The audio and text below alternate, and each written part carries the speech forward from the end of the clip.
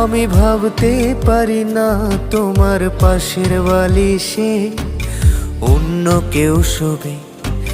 যেদিন জানলাম অন্য মানুষ তোমায় ছুঁয়েছে, সেদিন থেকে মরে যাওয়ার ইচ্ছায় ধরেছে। এমন তো হবার কথা ছিল না প্রিয়া, কার সাথে হাসো আমারে কান্না দিয়া।